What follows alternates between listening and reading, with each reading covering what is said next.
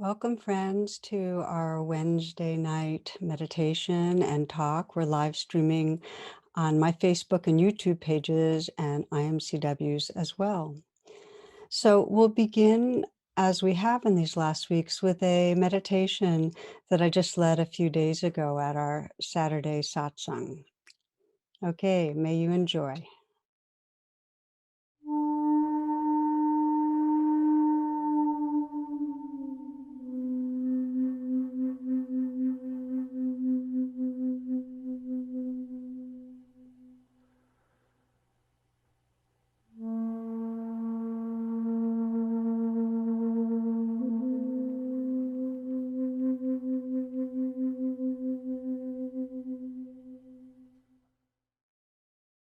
We'll begin with a meditation, so please make yourself comfortable.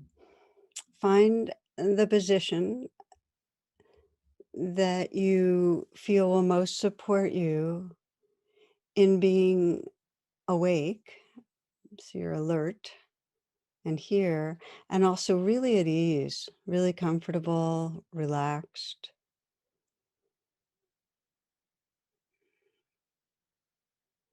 And as you settle in, you might either close your eyes or let the eyes be downcast so that your attention can go inward.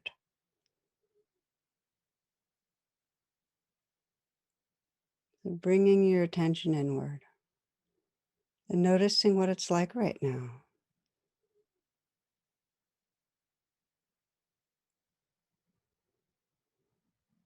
To help you arrive, you might become aware of this body breathing. It's helpful to take a few long, deep breaths. So you might begin by inhaling, filling the chest and the lungs, and then a slow out breath. So you can actually feel the sensations of releasing the breath. And again, inhaling deeply, filling the chest and the lungs.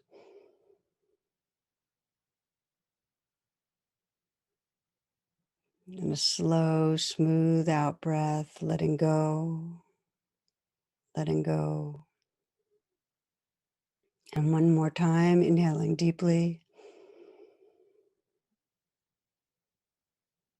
And that slow exhale, softening down the length of the body, releasing, letting go.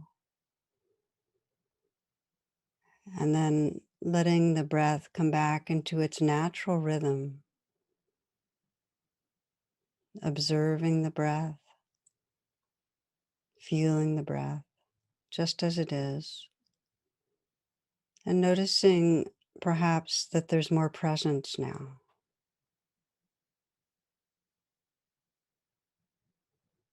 You can continue to deepen this presence by awakening through the body, awakening awareness through the body. You might feel the head, the scalp, and the skull, and sense if there's any tingling, aliveness that you can detect. And let the awareness sweep through the brow, so you can soften the eyes and let the brow be smooth.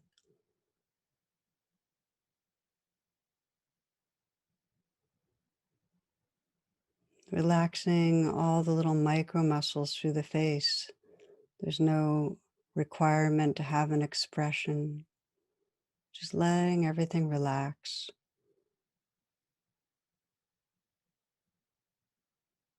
A slight smile, perhaps at the mouth, can help you to connect with a real feeling of gentleness, kindness. You might feel inside the mouth, the tongue. Let the tongue spread through the lower palate, feeling the tip of the tongue behind the teeth, feeling down to the root of the tongue, and then widening to feel all the sensations in the mouth.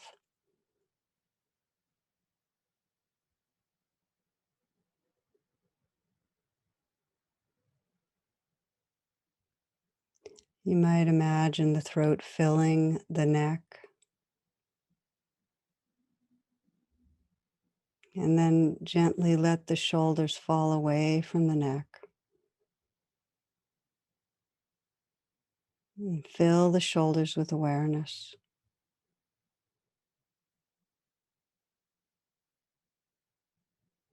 Then you might imagine inside the shoulders a dissolving of ice to water and water to gas. And with deep receptivity, just feel the aliveness in the shoulders.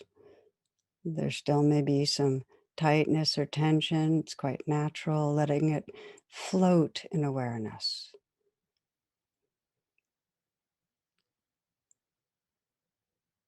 Just to feel the life as it is right here, from the inside out.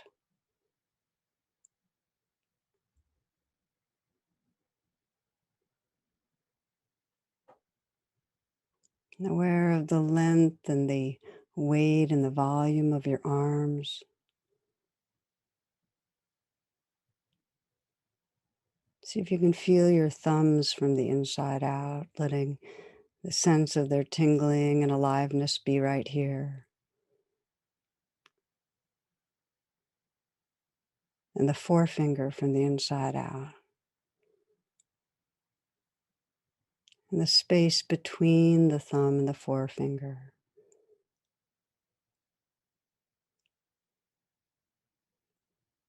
Feeling the middle finger from the inside out.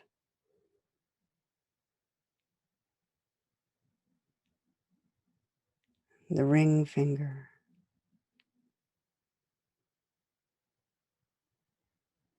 The pinky. Feeling all the fingers, flesh and bone, and the spaces between them. Feeling the space between the palms and the backs of the hands. So you can feel your hands as a kind of field of sensation, tingling, vibrating, and alive. Like little particles dancing,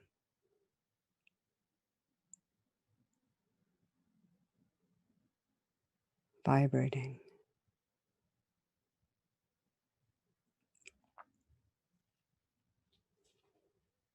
And let there be an openness to the chest. And feeling inside the chest, feeling the area of the heart, and just noticing the sensations there.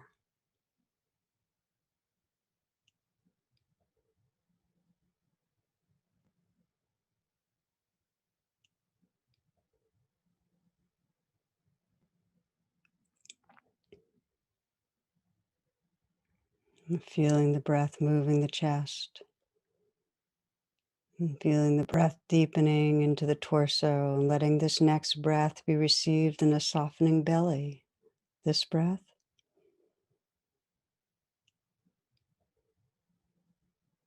Now this one. Deep into the torso. And again. And see if you can keep the belly soft and fill the belly with awareness, feeling from the inside out.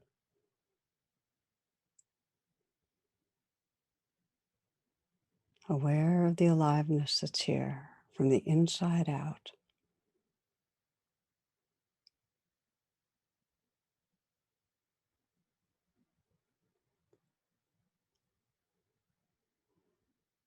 Extending the awareness to fill the pelvic region.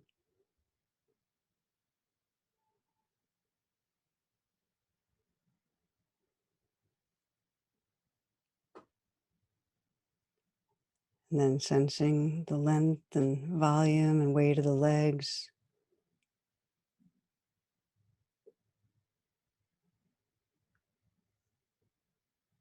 And feeling inside the feet, the tingling and vibrating there.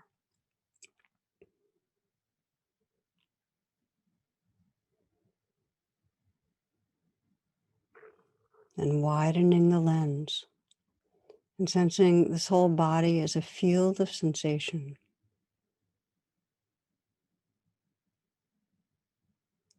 vibrating, tingling, places of tightness or tension, places of flow, heat, cool,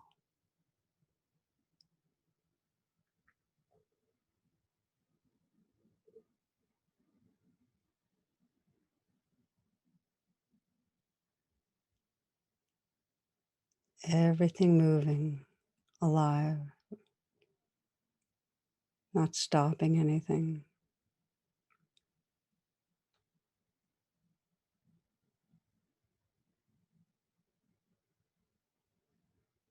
And you might include sound, the appearing, disappearing of sound.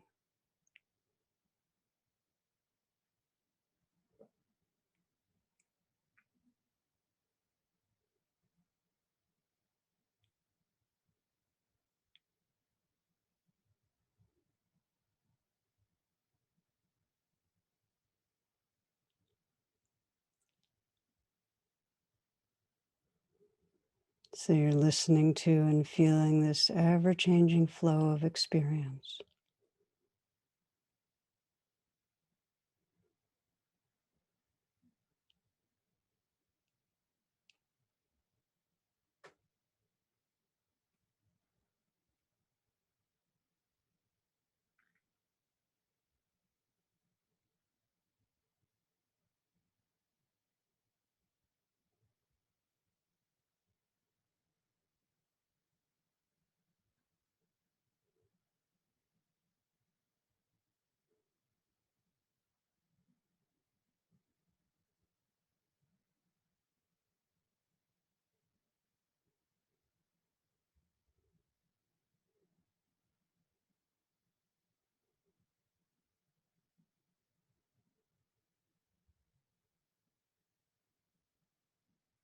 And when the mind drifts, as it naturally will, when there's a noticing of that, to gently reopen the attention and re-arrive, listening to the sounds that are actually right here.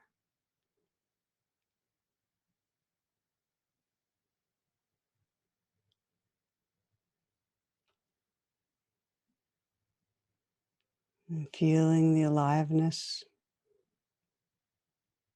changing dance of sensation right here.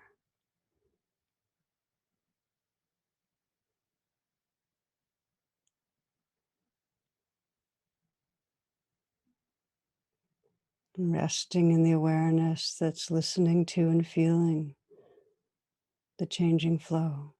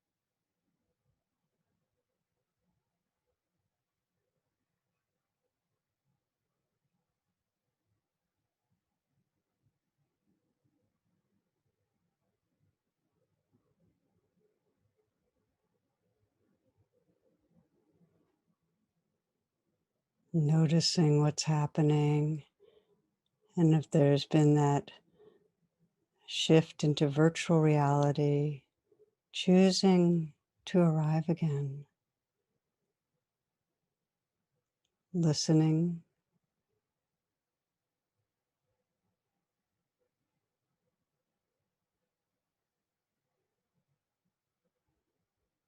letting go through the body wherever there's some tightness or tension,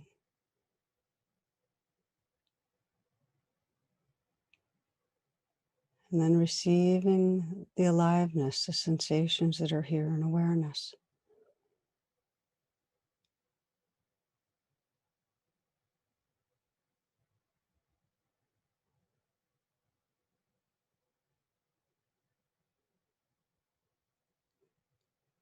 So in the foreground, there's a changing flow of sound, sensation, feeling. And in the background, an alert stillness, awake awareness.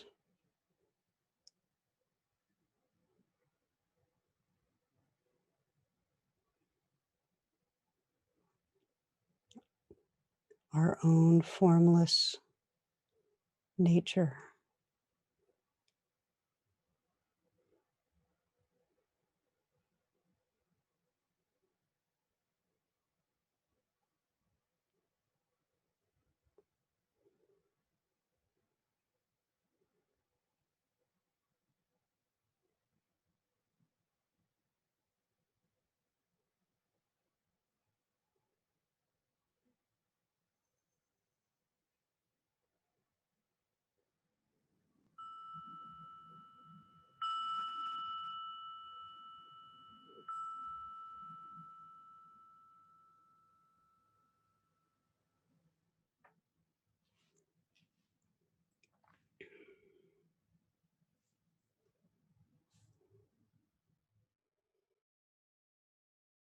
So bringing yourself back, eyes are open, taking in the forms, the sounds, taking in the moment. And feel free to move or stretch. And I will be going over a few announcements for this coming week.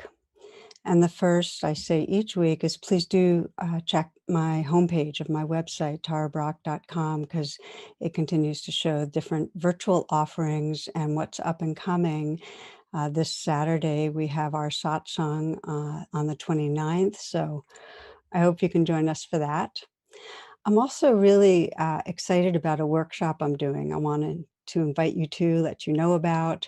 This is with the New York Open Center. It's called Trusting the Gold, and it's on June 12th from 1 to 2:30 East Coast time. Hope that works for those of you at different parts of the globe.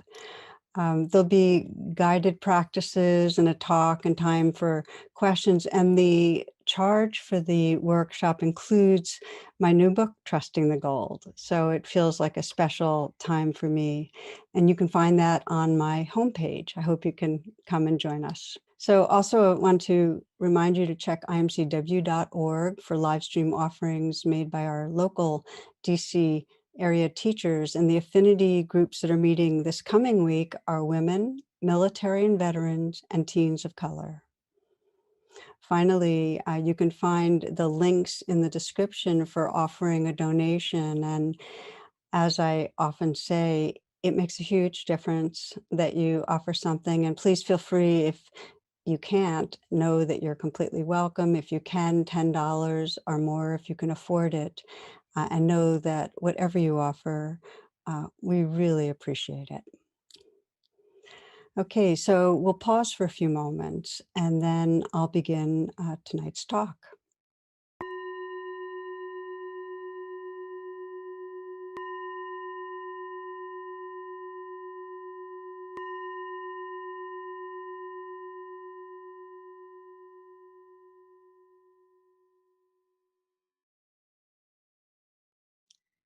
Welcome, namaste. Really Delighted to have you with me for this evening's reflection. And the title is called Being Embodied, the Gateway to Awareness and Spirit. And this will be a two-part series, so it'll be for tonight and next Wednesday night. I'd like to start with a story recounted by Zen master Thich Nhat Hanh. And he says this, he says, a friend took me to the Atlanta airport. And when we were saying goodbye, she asked, is it all right to hug a Buddhist monk? Now, in my country, we're not used to expressing ourselves that way, but I thought, I'm a Zen teacher. It shouldn't be a problem for me to do that. So I said, why not? And she hugged me, but I was quite stiff. While on the plane, I decided that if I wanted to work with friends in the West, I would have to learn the culture of the West. So he went about creating a hugging meditation. And according to this practice, you have to really hug the person you're holding. In other words, you have to have them feel real in your arms and make them feel real, not just for the sake of appearances, but really being awake. So you're not pretending you're there, you're not patting them on the back. You're actually breathing consciously and feeling them there. It's the hugging meditation as real mindfulness. And he writes this, he says, breathing in, I know my dear one is in my arms alive. Breathing out, they're so precious to me. So if you breathe and hug and are present in that way, holding a person you care about, the energy of your heart and your care and your appreciation will penetrate into that person. It'll penetrate into them in a way that lets them feel deeply nourished. Now, I'm aware during this whole COVID era, you know, we haven't had much hugging. And now, kind of as many of us begin to creep out, it's a hug conscious moment in our history.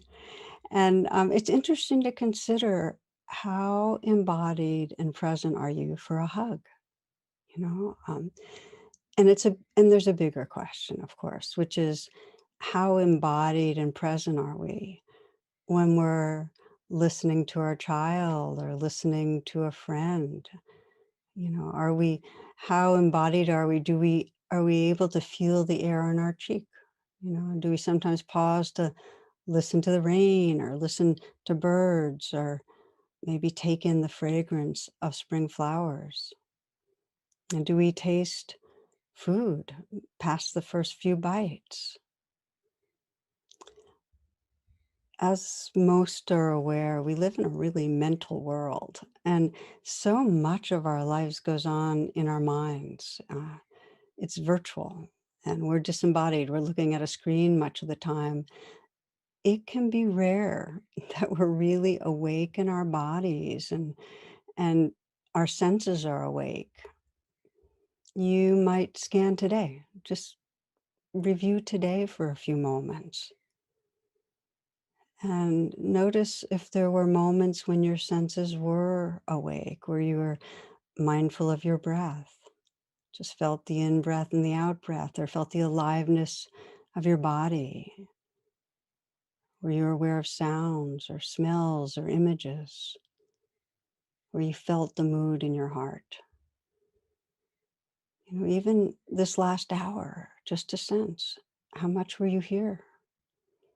Or how much were you submerged in the trance of planning or worrying or figuring or obsessing?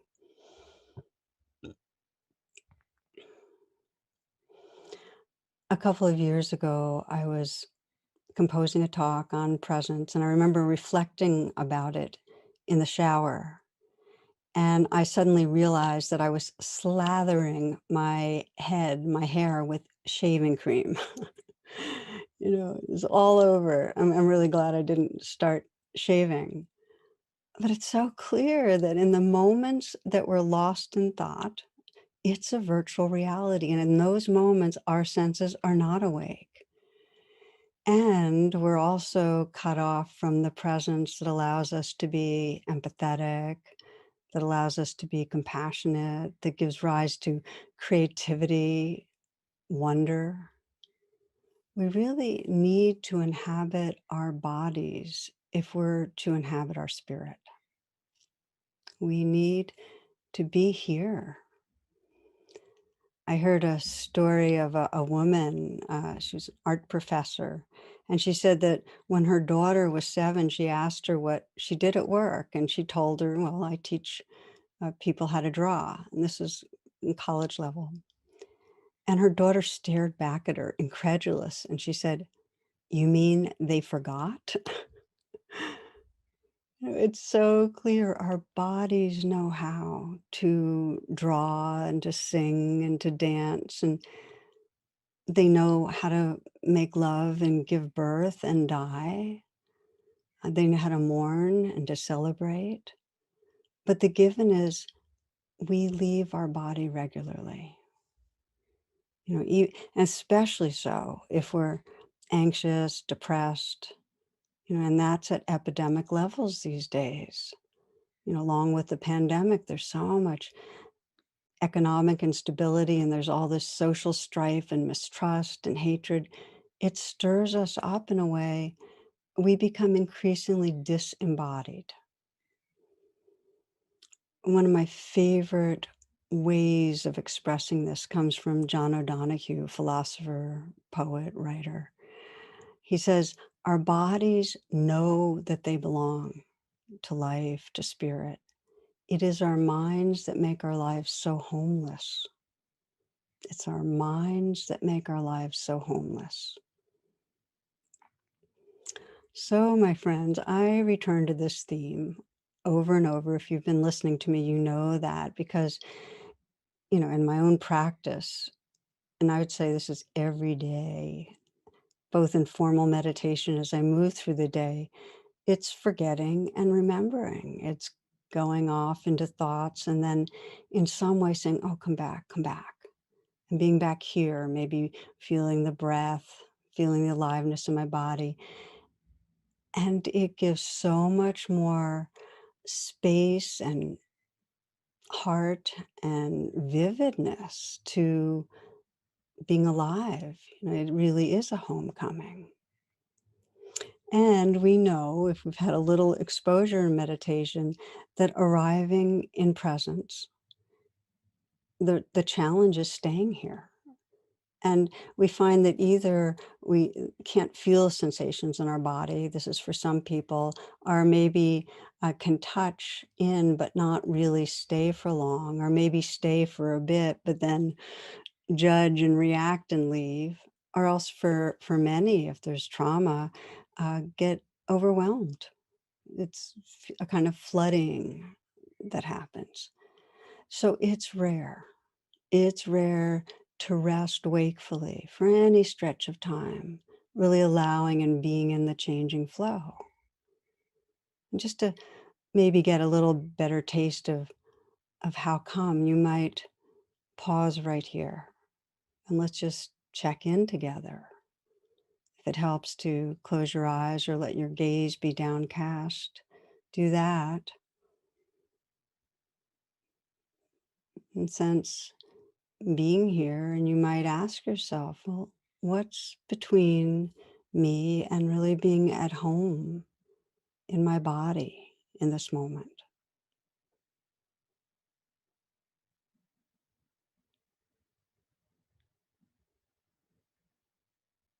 And maybe there's a sense of, I don't know how, or maybe I don't feel much, or maybe I don't want to. It feels unpleasant. It feels scary. And unless it feels like really too much, just continue a little bit longer. You might think of it as entering the wilderness. Just agree to be here. Maybe feeling your hands helps to soften, to feel the hands, feeling your feet. Become aware of sensation. See if you can feel the torso kind of in an interior way, inside the belly. Helps to soften the belly. Let the breath touch you deep in the belly. And feel the heart. And just notice, what's it like right now inside? And now. And again. And you might notice that it's a realm that's changing, and maybe it's raw or intense, or maybe it's pleasurable. Maybe it's really uncomfortable. But stay a bit and notice how it's really out of control. It's where fear lives, this inner wilderness, and it's also where the mystery is. Stay again, just re-arrive, be here. And you might sense, this is more subtle, that when you're here in the wilderness, who are you? What's the sense of your own being?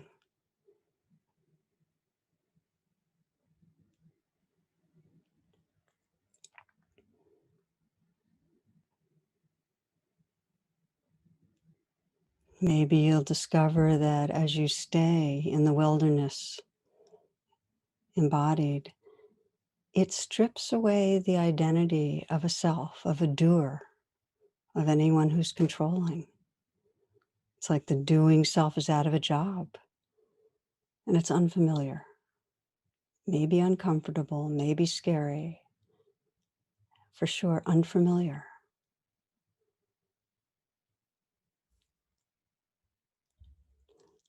Feel free to open your eyes, maybe take a few breaths. And thank you for exploring some. One student had the intention to stay, just as I invited you to come into the body and stay as he went through the day at work. So he's in the subway, on the train, and he could breathe and keep coming back and feel some inside his body. And then he's walking into the office and he's feeling his footsteps moving.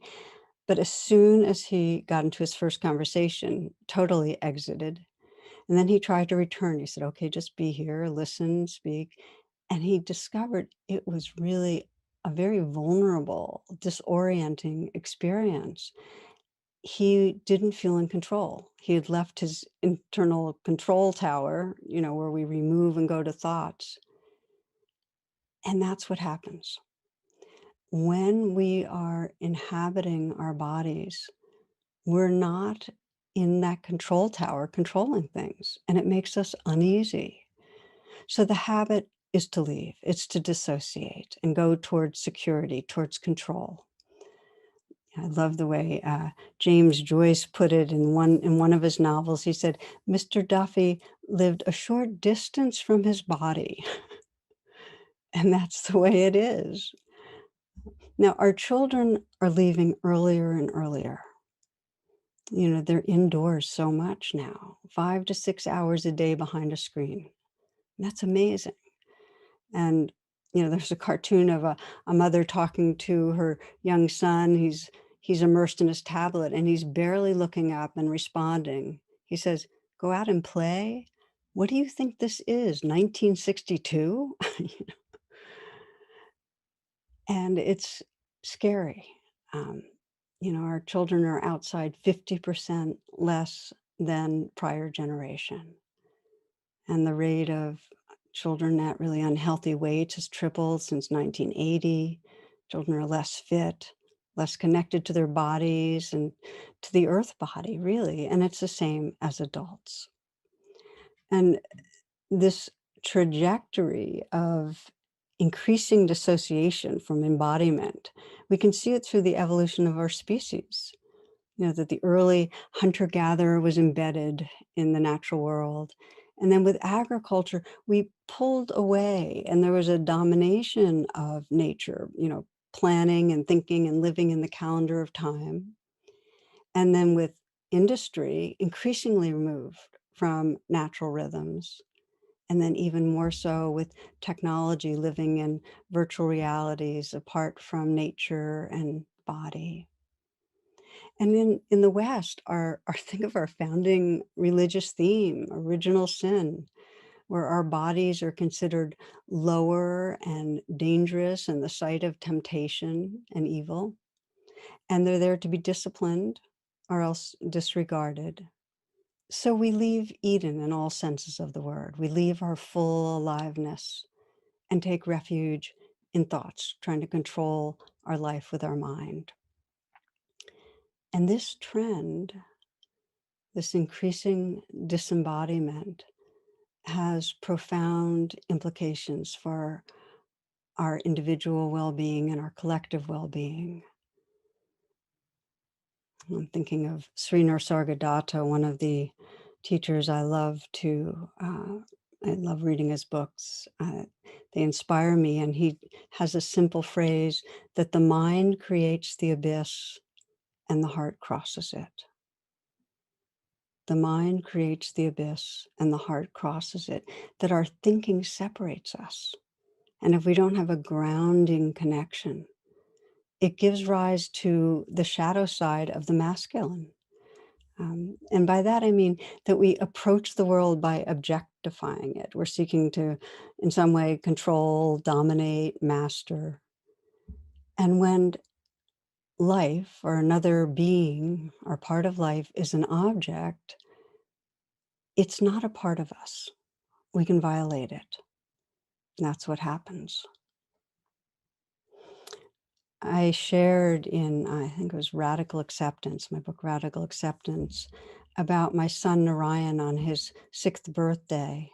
I gave him an ant farm, and he spent hours watching, with total fascination, these little creatures magically creating their network of tunnels. And he named several of them and followed their struggles and progress closely. And after a few weeks, he showed me the ants' graveyard. He watched as some of them dragged the bodies of their dead comrades and deposited them there. And I remember after that day he showed me that, I picked him up at school, and he was really upset. And he told me that on the playground, the kids had been making a game out of stepping on ants. And he was just horrified that they were hurting these friends that he really had bonded with.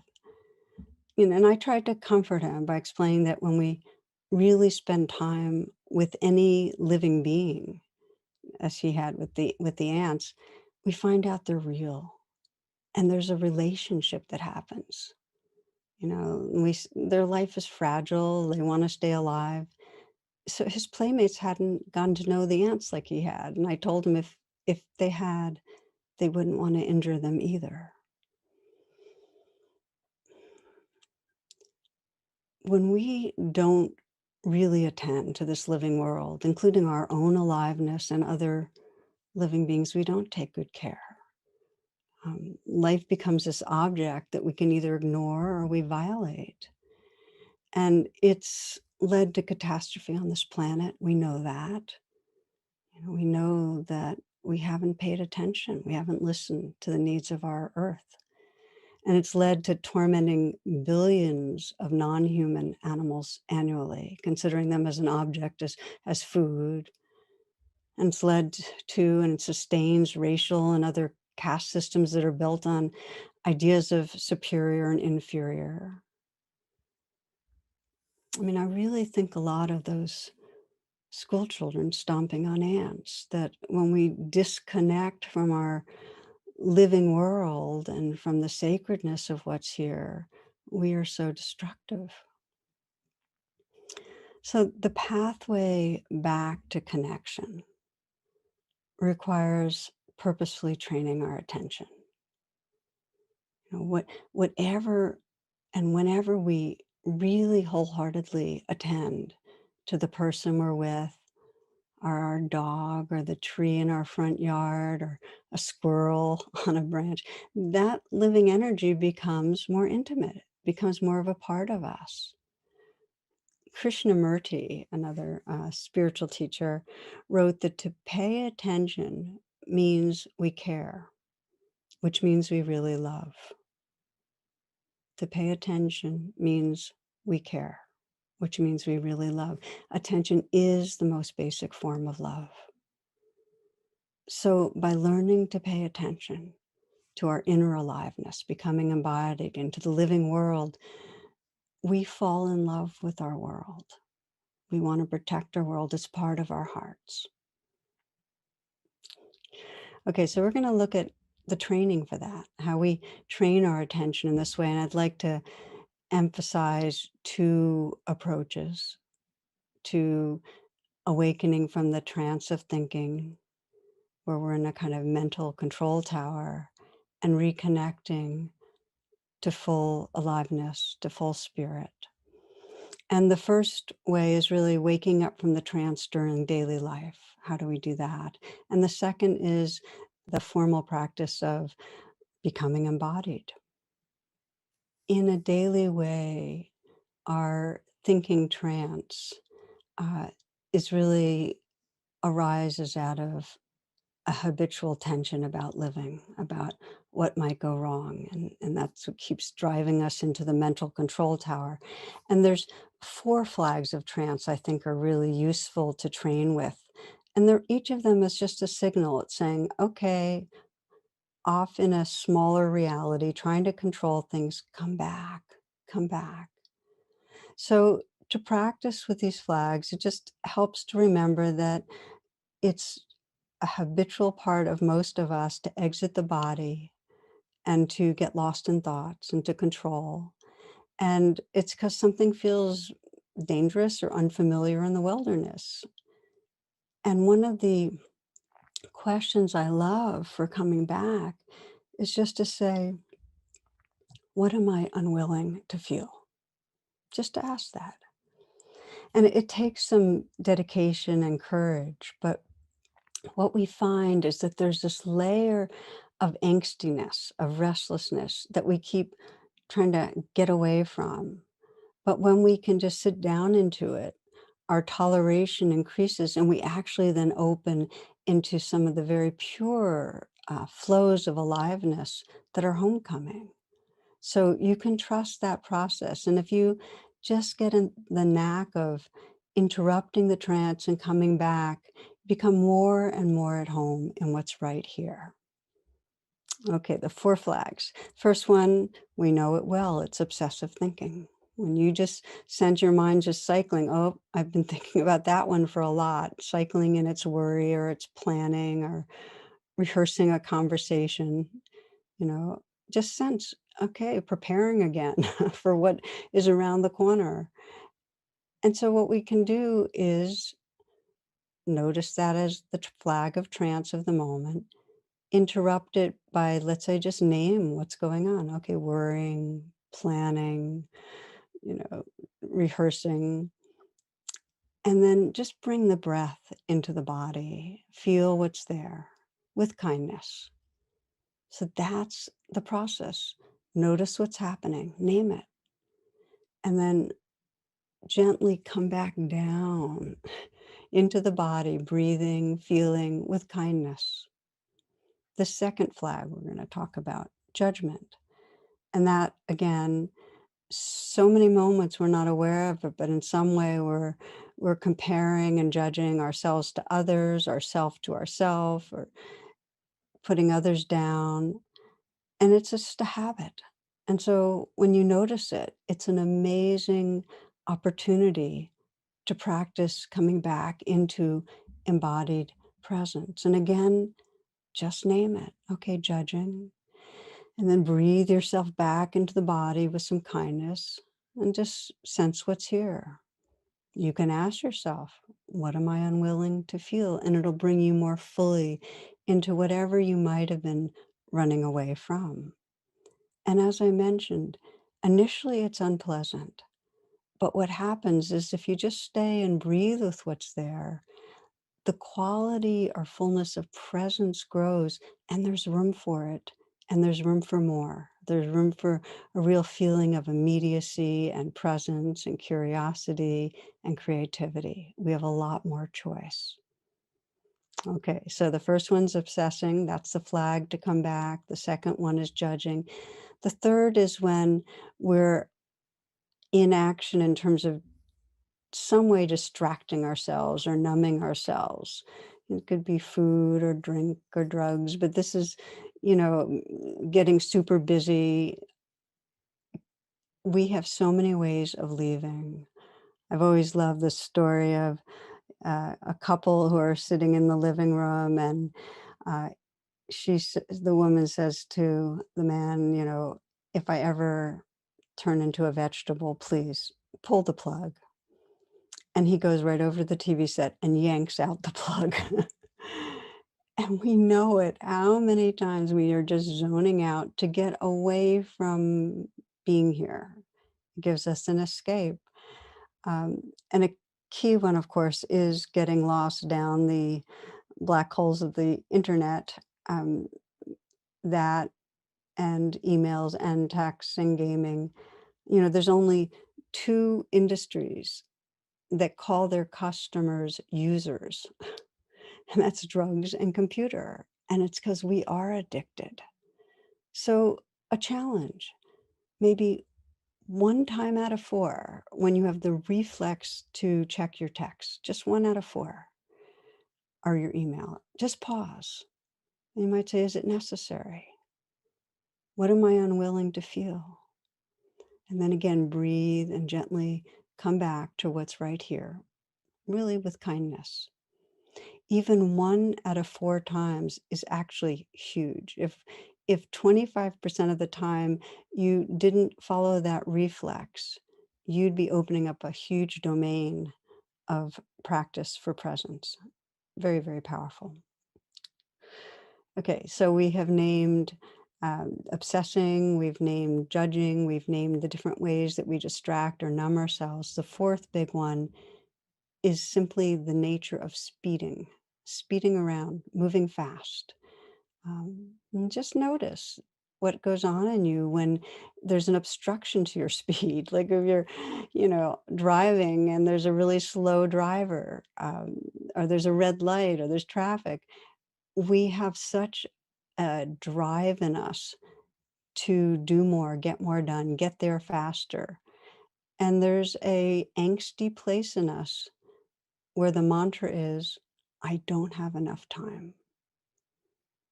I don't have enough time. It's so revealing, when we're at retreats or doing some place we're doing walking meditation, and we slow down and pay attention to our steps and the feeling and the sensations in the legs, and really be here for our steps. And I have seen over and over how when I walk half as fast, I notice twice as much. It's really powerful. It starts reversing that need to get more done, racing through life. There's that thing of, is the person who gets more done, do they really win? So there's a story that informs my life a lot, and I like to share it. A woman described how her sister, when she was pregnant, got diagnosed with cancer, and she gave birth to a very healthy baby girl. But after some months, it became clear she wasn't going to make it, and that she really had about a year. And so during that first year or so of her baby's life, which was the only time she'd have with her child, her mantra was, I have no time to rush. I have no time to rush. If we want to train in embodied presence, it means challenging that tendency to speed. Doesn't mean we can't do things at a decent pace. It's that angsty push that keeps us racing around when we really don't have to be, and stops us from being here, which is the only place that gives us access to love, to connecting with others, to wonder, to freedom. So we train our attention with these kind of four flags of obsessive thinking and judgment and distraction and speed. Each one It's just a matter of pausing and naming what's going on. And we might ask ourselves, what am I unwilling to feel? And then breathing ourselves gently into the moment. It's not only, though, when we're lost in a thinking trance that we can practice this. Also, during daily life, pleasant things happen. We don't stay for them. That's the problem. We do not have the art of savoring. But when something pleasant arises, let's say you're seeing the moon you're seeing the night sky with stars and moon, or maybe you're in a shower and you feel that real hot sensation of water just washing over you, or um, a good taste of food, a hug, something pleasant. Completely pause. Say, be here, be here, be here. Just be here and savor. Learning how to arrive, to really pause and savor the pleasant experiences is every bit as much a training in embodied presence as coming out of the thinking trance when we're being driven. And the reason is this, that even when it's pleasant, we have a difficult time staying because it's unfamiliar to stay in the wilderness, even when the weather's beautiful. We get very edgy when we're not in the mental control tower and feeling like we can anticipate what might be around the corner. So we don't live the moments. One of the most powerful of the statements or the writings from Carl Jung was, he put it this way, he said one of the greatest influences on their offspring and themselves are the unlived life of the parent. The unlived life of the parent. And when we race through life, when we're judging, when we're obsessing, distracting, we're not living the life that's here. And it may be that the unlived life is that we, never pursued a career in music or art, but it's deeper. It's really the unlived passions, the tender heart, the soul. And we need to be in our bodies for that. We need to be embodied. Okay, so the pathway home, the first realm is in daily life, coming back from that trance and letting ourselves really savor what is pleasant.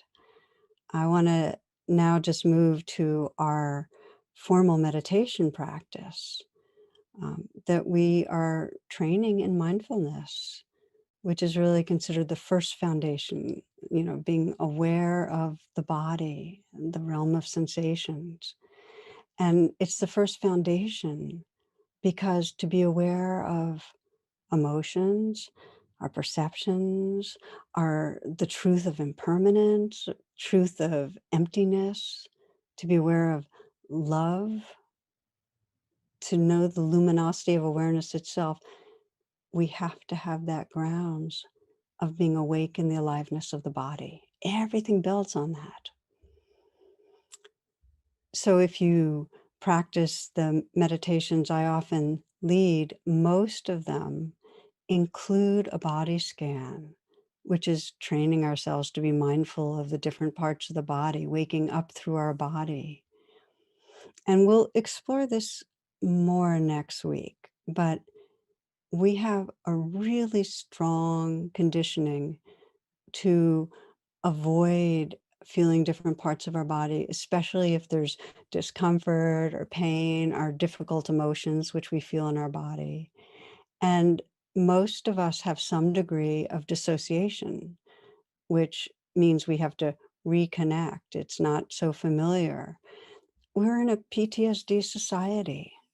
And when there's a sense of trauma, um, we pull away. We go into the mental control tower. So the practice is to come back gradually. And it has to be done with wisdom. If there's trauma, we really need to resource ourselves first because we can get re-traumatized. We'll touch into that some. But we learn to come back gradually so we can start discovering the presence and the space and the formless awareness that's the source of all the aliveness.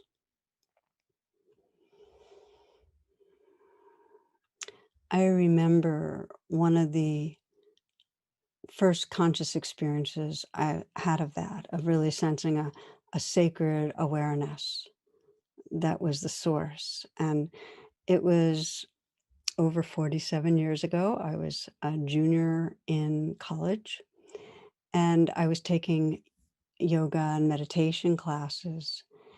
And I remember it was spring and, I walked home after one of the classes and I could smell the fragrance of the fruit trees blossoming. I was feeling myself walking and moving and felt a gentle breeze on my skin.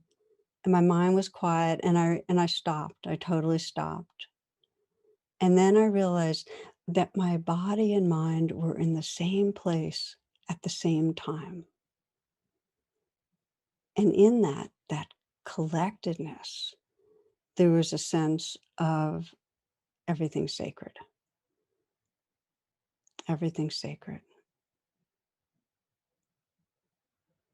And the poet Kabir, inside this clay jug, there are canyons and pine mountains, and the maker of canyons and pine mountains, the God whom I love, is inside.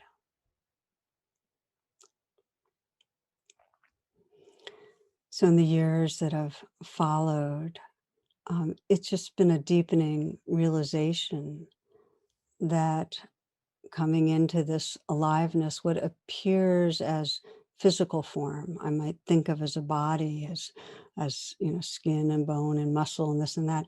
When we actually inhabit that physicality, we actually inhabit the sensations, it becomes a gateway to the formless. Through inhabiting the form becomes a gateway to the formless. It's an empty aliveness, kind of vibrating space. And it's often filled with a um, exquisite tenderness, really. The Tibetans call this the rainbow body. And it's the deepest, most mysterious energy of the body. And as we tap into it, we really discover a gateway to true refuge, to awareness itself. So I've been describing in a number of ways this pathway of coming into the body and in that way coming to open fully to spirit. And I want to say again that we often don't move from trance, from being in that mental control tower and planning and worrying, straight into resting in that sacred presence. That's not so often how it goes. There are layers of unlived life, and they include fear and hurt that we've been running from, and passions, and also just the complete expression of aliveness. We've been unwilling to feel it. And sometimes it's really difficult, as with strong physical and emotional pain. And as I mentioned, we're going to explore next time how we can gradually wake up through that with compassion, with wisdom. But the motivation, because you might be wondering, well, why would I really want to sit down into uncomfortableness? And I know that one. I mean, I've many, many mornings as I'm meditating and I start coming into my body, what I'm coming into feels incredibly unpleasant. It really is not where I feel like I want to be. And yet I have had so many experiences of staying, learning to stay, and discovering in staying that intensifies presence and opens up presence in a way that not only is there room for the unpleasantness, I'm really actually resting in a much more spacious and tender and free space. So the idea is rather that we just get the knack of including what's here in presence. And then we get to be here.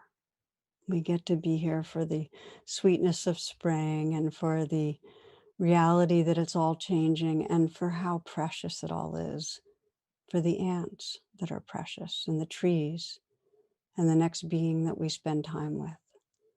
All of that because we kind of learned how to arrive in presence and stay.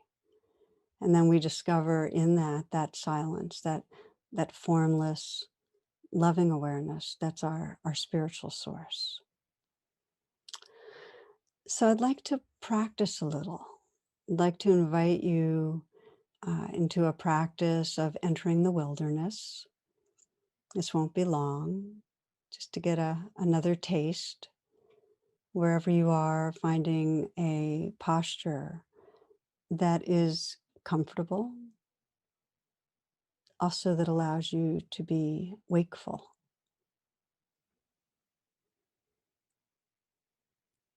Become aware of your body sitting here, breathing,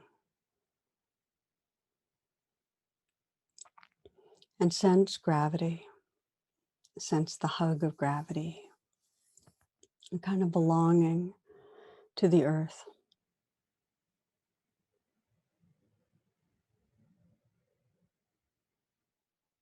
Sense the space around you.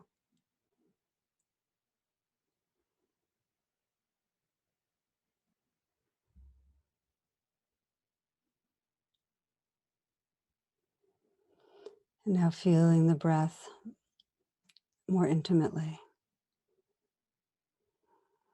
And as you breathe, begin to feel your hands. Soften your hands. And then soften a bit more so you can feel the sensations, the tingling, the vibrating.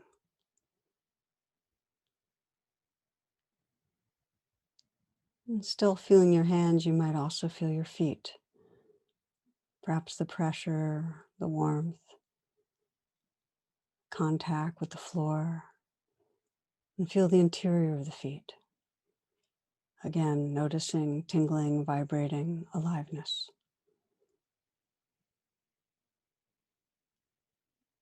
Extending that awareness, you can feel the legs, the length, the volume, the weight, and the arms. Still breathing, aware of the breath. Let this next breath be received in a softening belly. So you're breathing deep into the torso. This breath and this one. And again, soft belly.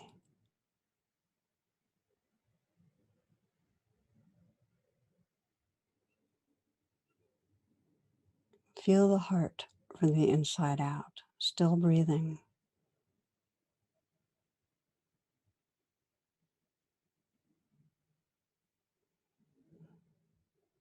Aware of the heart, the hands, the feet, the belly. Opening to feel the whole interior of the body.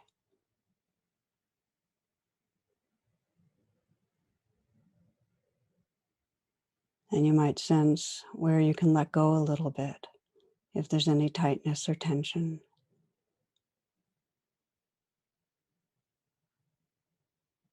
Softening.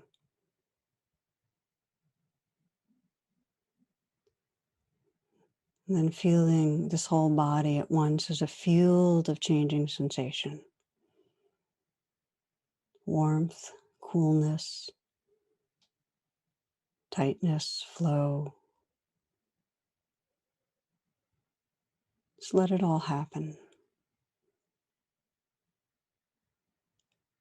Not opposing or controlling anything.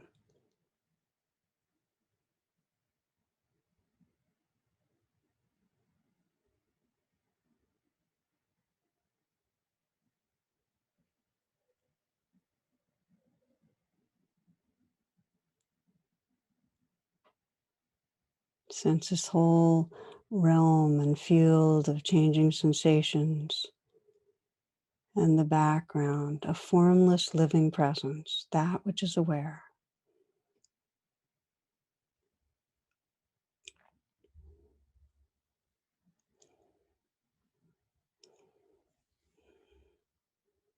From the Radiant Sutra, experience the substance of the body and the world as made up of vibrating particles.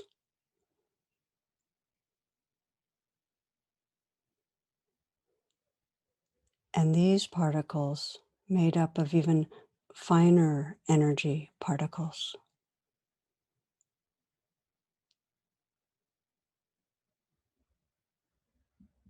Drifting more deeply, feel into each particle as it condenses from infinity and dissolves back into it continuously.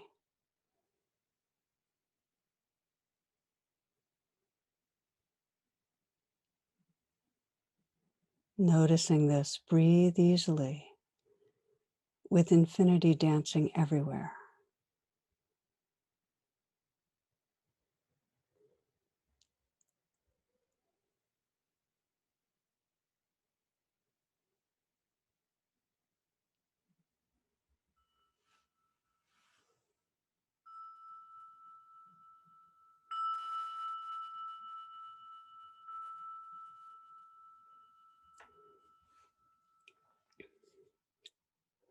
Thank you, friends. Thank you for being willing to explore the wilderness. I wish you all blessings as you continue to sense into the aliveness and awareness that's here. And I'll look forward to being with you next week to continue the journey. Be well.